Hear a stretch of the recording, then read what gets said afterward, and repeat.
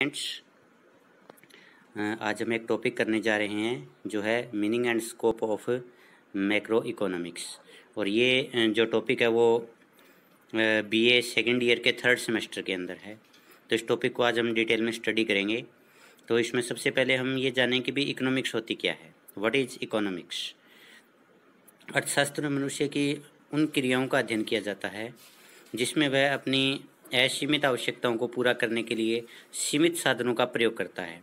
और दूसरा, जिन सीमित साधनों का वह प्रयोग करता है उन साधनों के वैकल्पिक प्रयोग होते हैं। वैकल्पिक प्रयोग का मतलब है कि उन साधनों को हम एक से ज़्यादा ज़रूरतों को पूरा करने के लिए प्रयोग कर सकते हैं। जैसे दूध है, दूध का प्रयोग चाय बनाने में भी किया जा सकता है, दूध का प्रयोग सीधा पीने के लिए भी प्रयोग किया जा सकता है, दूध का प्रयोग मिठाई बनाने में भी किया जा सकता है, या अन्य अनेक जो इसके प्रयोग हो सकते हैं। तो इस प्रकार एक व्यक्ति को जो है अपने असीमित आवश्यकताओं को पूरा करने के लिए इन सीमित साधनों के वैकल्पिक जो प्रयोग होते हैं उनके कारण जो है लगातार चयन करना पड़ता है। तो इस प्रकार जब वह चयन करता है तो उसका ये प्रयास होता है कि वो अपनी जो असीमित आवश्यकता है उनमें से ज़्यादातर आवश्यकताओं को पूरा कर पाए, और इसी उद्देश्य से वो लगातार चयन करता चला जाता है। इसलिए इकोनॉमिक्स को जो वो चयन का शास्त्र भी कहा जाता है।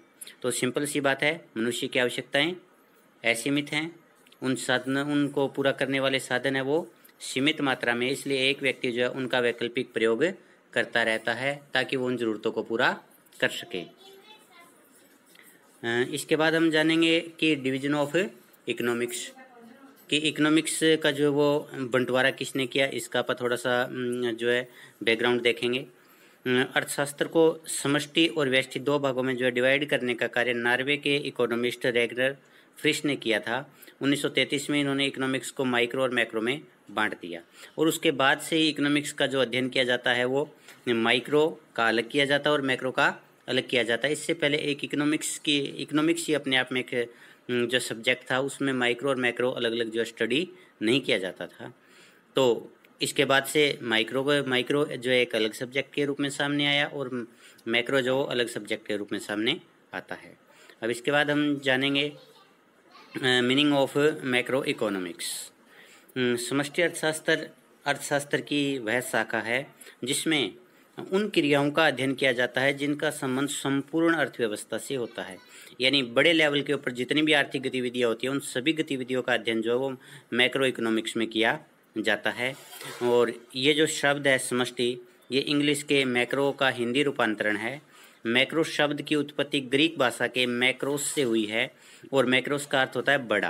तो इस प्रकार जब हम बड़े स्तर पर आर्थिक गतिविधियों का अध्ययन करते हैं तो उसको हम मैक्रो इकोनॉमिक्स या समष्टि अर्थशास्त्र कहते हैं। और इसके एग्जाम्पल के रूप में हम देखते हैं कि राष्ट्रीय आय है, राष्ट्रीय आय पूरी अर्थव्यवस्था से संबंधित है। बेरोजगारी है, जिसका संबंध किसी एक व्यक्ति से नहीं होता, इसका संबंध पूरी अर्थव्यवस्था से होता है। इसी प्रकार मंदी है, तेजी है, कुल मांग है, कुल पूर्ति है, आदि का संबंध जो होता है वो पूरी अर्थव्यवस्था से होता है।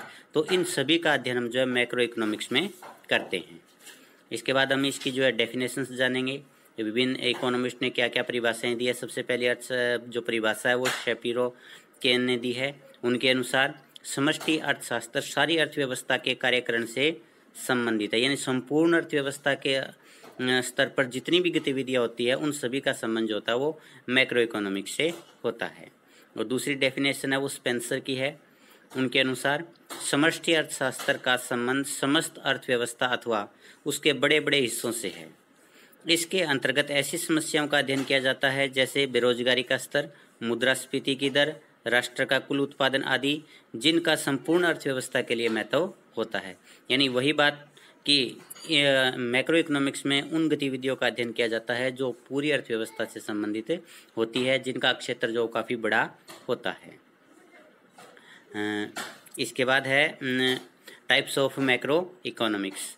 मैक्रो इकोनॉमिक्स को भी हम दो भागों में बांट सकते हैं। पहला है ओपन मैक्रो इकोनॉमिक्स, यानी खुली समष्टि अर्थव्यवस्था।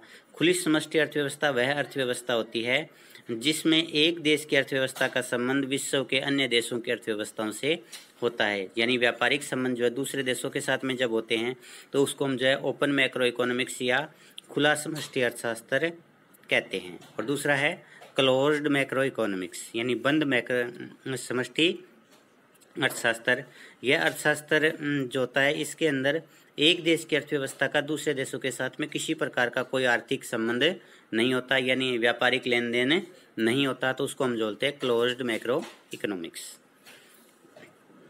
अब हम इसके जो स्कोप के बारे में स्टडी करेंगे। स्कोप का मतलब अक्षेत्र, और अक्षेत्र का सिंपल सा अर्थ होता है कि किसी भी सब्जेक्ट की विशेष सामग्री क्या है और उस विशेष सामग्री के अंदर हम किस किस चीज़ का अध्ययन करते हैं। तो मैक्रो इकोनॉमिक्स में जितनी भी समस्याओं का, गतिविधियों का अध्ययन किया जाता है वो सारा का सारा जो है मैक्रो इकोनॉमिक्स का अक्षेत्र या स्कोप कहलाता है। समष्टि अर्थशास्त्र के क्षेत्र का संबंध उन सब क्रियाओं और समस्याओं से होता है जिनका अध्ययन और समाधान, यानी क्रियाओं का तो अध्ययन किया जाता है और समस्याओं का समाधान किया जाता है, समष्टि अर्थशास्त्र द्वारा किया जाता है। इस प्रकार हम देखते हैं कि समष्टि अर्थशास्त्र का क्षेत्र बहुत ही विस्तृत है और इस विस्तृत क्षेत्र का जो हम संक्षेप में अध्ययन करेंगे और जिसके अंदर जो है किस किस चीज़ का अध्ययन करेंगे इसको आप एक एक करके डिस्कस करेंगे। सबसे पहले है राष्ट्रीय आय का सिद्धांत। तो मैक्रो इकोनॉमिक्स में हम राष्ट्रीय आय के सिद्धांत का अध्ययन करते हैं और राष्ट्रीय आय में के सिद्धांत में हम किस किस चीज़ का अध्ययन करते हैं वो देखो। इसमें राष्ट्रीय आय से संबंधित विभिन्न धारणाओं का अध्ययन किया जाता है। धारणाएं कौन कौन सी है, राष्ट्रीय आय क्या है और इसके विभिन्न तत्व कौन कौन से होते हैं। विभिन्न तत्व का मतलब सकल घरेलू उत्पाद क्या है, सकल राष्ट्रीय उत्पाद क्या है, बाजार कीमत क्या होती है, कारक लागत क्या होती है, व्यक्तिगत आय क्या है, प्रयोज्य आय क्या है, इन सभी चीज़ों का अध्ययन हम जो है राष्ट्रीय आय के सिद्धांत में करते हैं। दूसरा, इसमें हम राष्ट्रीय आय ज्ञात करने की विभिन्न विधियां कौन कौन सी है उनका अध्ययन करते हैं।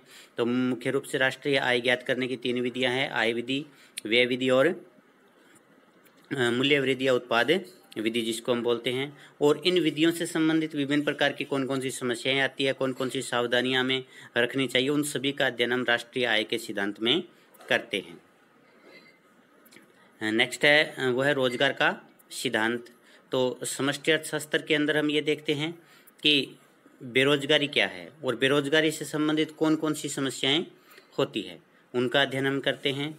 इसके अलावा बेरोजगारी के कौन कौन से प्रकार होते हैं, जैसे चक्रीय बेरोजगारी है, संरचनात्मक बेरोजगारी है, छिपी बेरोजगारी है, मौसमी बेरोजगारी है आदि। इस प्रकार की जो विभिन्न प्रकार की बेरोजगारियां हैं उनका अध्ययन हम रोजगार के सिद्धांत में करते हैं। और रोजगार को निर्धारित करने वाले कौन कौन से तत्व है इसका अध्ययन भी रोजगार के सिद्धांत में किया जाता है। ये तत्व हैं कुल मांग, कुल पूर्ति, प्रभावपूर्ण मांग, कुल निवेश, कुल बचत, निवेश गुणक आदि। ये जितने भी तत्व हैं इन सभी तत्वों का अध्ययन रोजगार के सिद्धांत के अंतर्गत किया जाता है। नेक्स्ट है इसमें मुद्रा का सिद्धांत। तो समष्टि अर्थशास्त्र में मुद्रा के बारे में पढ़ते हैं। इसमें वे जानते हैं मुद्रा क्या है। तो मुद्रा की परिभाषा समय समय पर जो वो बदलती रही है, तो इन सभी का अध्ययन हम मुद्रा के सिद्धांत के अंतर्गत करते हैं।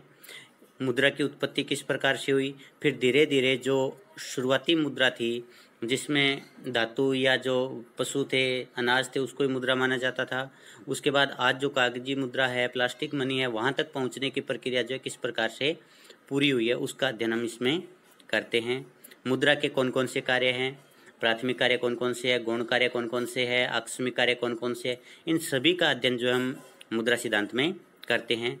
मुद्रा के सिद्धांत कौन कौन से है, यानी इसमें मुद्रा की मांग के कौन कौन से सिद्धांत है और मुद्रा की पूर्ति से संबंधित कौन कौन से सिद्धांत प्रचलित है, उन सभी का अध्ययन मुद्रा के सिद्धांत में किया जाता है। एक देश की बैंकिंग प्रणाली और विभिन्न प्रकार की जो वित्तीय प्रणालियाँ होती है उनका अध्ययन भी आप मैक्रो इकोनॉमिक्स में करते हैं।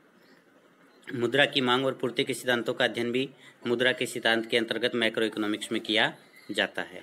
नेक्स्ट है सामान्य कीमत स्तर का सिद्धांत। सबसे पहले हम ये जानें सामान्य कीमत स्तर होता क्या है। किसी भी देश के अंदर जो दीर्घकाल में जो कीमत स्तर पाया जाता है उसको हम सामान्य कीमत स्तर कहते हैं। तो इसका अध्ययन हम मैक्रो इकोनॉमिक्स में करते हैं। समष्टि अर्थशास्त्र में कीमतों में होने वाली वृद्धि और कमी से संबंधित समस्याओं का अध्ययन किया जाता है।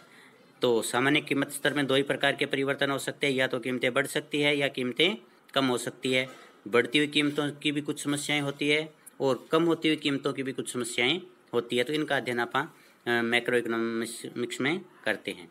तो इसमें 2 शब्द आते हैं, मुद्रास्फीति। जब कभी भी किसी भी देश के अंदर दीर्घकाल में लंबे समय तक कीमतों में वृद्धि होती है उसको मुद्रास्फीति का नाम देते हैं। दूसरा मुद्रास्फीति इसका उल्टा होता है। जब कभी किसी देश के अंदर दीर्घकाल में कीमतों में कमी होने की प्रवृत्ति पाई जाती है तो उसको हम मुद्रास्फीति कहते हैं। तो मैक्रो इकोनॉमिक्स में मुद्रास्फीति, उसके कारण, उसके प्रभाव, उसको किस प्रकार से रोका जा सकता है, और ये सेम मुद्रास्फीति के संदर्भ में भी हम डील करते हैं। व्यापार चक्र का अध्ययन। व्यापार चक्र क्या होते हैं? किसी भी देश के अंदर एक निश्चित समय के बाद कीमतों में जो मंदी और तेज़ी के दौर आते हैं उसको हम व्यापार चक्र कहते हैं। तो मैक्रो इकोनॉमिक्स के अंदर हम व्यापार चक्रों का अध्ययन करते हैं। तो इसमें हम जानते हैं व्यापार चक्र होते क्या है, जो हमने अभी जो डिस्कस किया है कि कीमतों में होने वाली कमी और वृद्धि को हम व्यापार चक्र कहते हैं। व्यापार चक्रों के कौन कौन से प्रकार होते हैं, व्यापार चक्रों के कौन कौन से कारण हैं, इनका अध्ययन भी आप मैक्रो इकोनॉमिक्स में करते हैं। तो इस प्रकार से हम जो है व्यापार चक्रों का पूरा अध्ययन मैक्रो इकोनॉमिक्स में करते हैं। नेक्स्ट है अंतर्राष्ट्रीय व्यापार का सिद्धांत। अंतर्राष्ट्रीय व्यापार क्या होता है, ये मैक्रो इकोनॉमिक्स में स्टडी की जाती है। तो क्या होता है, जब एक देश का अन्य देशों के साथ में व्यापार होता है तो उसको हम अंतर्राष्ट्रीय व्यापार कहते हैं, या अन्य शब्दों में कहते हैं कि भी एक देश का व्यापार जब अपनी सीमा पार करके दूसरे देश की सीमा में प्रवेश करता है तो उसको हम अंतर्राष्ट्रीय व्यापार कहते हैं। अंतर्राष्ट्रीय व्यापार के विभिन्न सिद्धांत कौन कौन से हैं, जैसे परंपरावादियों ने कौन कौन से सिद्धांत दिए हैं, आधुनिक अर्थशास्त्रियों ने कौन कौन से सिद्धांत दिए हैं, तो उन सभी का अध्ययन आप मैक्रो इकोनॉमिक्स में ही करते हैं। और अंतर्राष्ट्रीय व्यापार से संबंधित जो कुछ टर्म्स होती है, जैसे व्यापार की शर्तें क्या है, कोटा क्या होता है, पर शुल्क क्या है, संरक्षण क्या है, इन सभी के बारे में हम अध्ययन करते हैं मैक्रो इकोनॉमिक्स में। राजकोषीय नीति के सिद्धांत। राजकोषीय नीति क्या होती है, इसके बारे में जाना जाता है। तो राजकोषीय नीति क्या है, एक देश की सरकार की आय तथा व्यय से संबंधित नीति को राजकोषीय नीति कहा जाता है। और आज राजकोषीय नीति किसी भी देश के अर्थव्यवस्था के विकास के लिए एक मुख्य यंत्र के रूप में कार्य कर रही है। दूसरा, जो राजकोषीय नीति है उसका रोजगार तथा कीमतों के ऊपर क्या प्रभाव पड़ता है, ये भी मैक्रो इकोनॉमिक्स के स्कोप में आता है। राजकोषीय नीति का बचत और निवेश के ऊपर क्या प्रभाव पड़ता है, इसका अध्ययन भी आप मैक्रो इकोनॉमिक्स में करते हैं। मौद्रिक नीति का अध्ययन। मौद्रिक नीति क्या होती है कि किसी भी देश के अंदर जब ब्याज दरों के माध्यम से मुद्रा की पूर्ति को नियंत्रित किया जाता है, मुद्रा की मांग को नियंत्रित किया जाता है, तो उसको मौद्रिक नीति कहते हैं। तो इसमें भी हम पढ़ते हैं मौद्रिक नीति क्या है, इसका रोजगार और कीमतों के ऊपर क्या प्रभाव पड़ता है, और मौद्रिक नीति का बचत और निवेश के ऊपर क्या प्रभाव पड़ता है, इसका भी मैक्रो इकोनॉमिक्स में अध्ययन किया जाता है। और ब्याज दर जो होती है, क्योंकि मौद्रिक नीति का मुख्य संबंध ब्याज दर से होता है, उस ब्याज दर का आर्थिक विकास और आर्थिक समृद्धि के ऊपर जो प्रभाव पड़ता है उसका अध्ययन भी मैक्रो इकोनॉमिक्स में किया जाता है। नेक्स्ट है अपना बिंदु है वो है बजट का अध्ययन। बजट है वो भी मैक्रो इकोनॉमिक्स का एक जो पार्ट है, मैक्रो इकोनॉमिक्स के स्कोप में ही आता है। तो इसमें देखते हैं बजट क्या होता है। तो किसी भी देश की सरकार का आय तथा व्यय का जो एक सिस्टमेटिक ब्यौरा होता है उसको हम बजट बोलते हैं। इसमें हम देखेंगे बजटीय घाटा क्या होता है, मौद्रिक घाटा क्या है, राजकोषीय घाटा क्या है, राजस्व व्यय क्या है, पूंजीगत व्यय क्या है, राजस्व और पूंजीगत प्राप्तियाँ क्या, इन सभी का अध्ययन जो है बजट के अंदर किया जाता है। और बजट के कौन कौन से प्रकार होते हैं, बचत का बजट है, या घाटे का बजट है, या संतुलित बजट है, जीरो बेस्ड बजट है, इन सभी चीज़ों का अध्ययन जो है हम मैक्रो इकोनॉमिक्स में करते हैं। और बजट का अर्थव्यवस्था के ऊपर जो प्रभाव पड़ता है उसका अध्ययन भी मैक्रो इकोनॉमिक्स में किया जाता है। इसके बाद है आर्थिक समृद्धि और विकास का सिद्धांत। मैक्रो इकोनॉमिक्स के अंदर आर्थिक समृद्धि और आर्थिक विकास के सिद्धांतों का अध्ययन भी किया जाता है। आर्थिक समृद्धि और आर्थिक विकास का मुख्य जो संबंध होता है वो विभिन्न प्रकार की जो समस्याएं होती है, चाहे वो प्रति व्यक्ति आय से संबंधित समस्या हो, चाहे वो आय की समानता से संबंधित समस्या हो, इनका अध्ययन जो है वो मैक्रो इकोनॉमिक्स में किया जाता है। और इसमें यह अध्ययन किया जाता है किस प्रकार से प्रति व्यक्ति आय बढ़ाई जाए, किस प्रकार से आय की समानता को प्राप्त किया जाए, और भी जो आर्थिक विकास के जो लक्ष्य होते हैं जिसमें मुख्य रूप से जो कल्याण आता है। तो इन सभी उद्देश्यों को प्राप्त करने के लिए किस प्रकार की राजकोषीय और मौद्रिक नीतियाँ अपनाई जाए, इनका अध्ययन भी जो है मैक्रो इकोनॉमिक्स में किया जाता है। तो इस प्रकार हम देखते हैं कि भी मैक्रो इकोनॉमिक्स का स्कोप है वो काफ़ी विस्तृत है। और जो ये विस्तृत स्कोप है, यही जो है मैक्रो इकोनॉमिक्स को जो है एक विस्तृत सब्जेक्ट का रूप भी प्रदान करता है।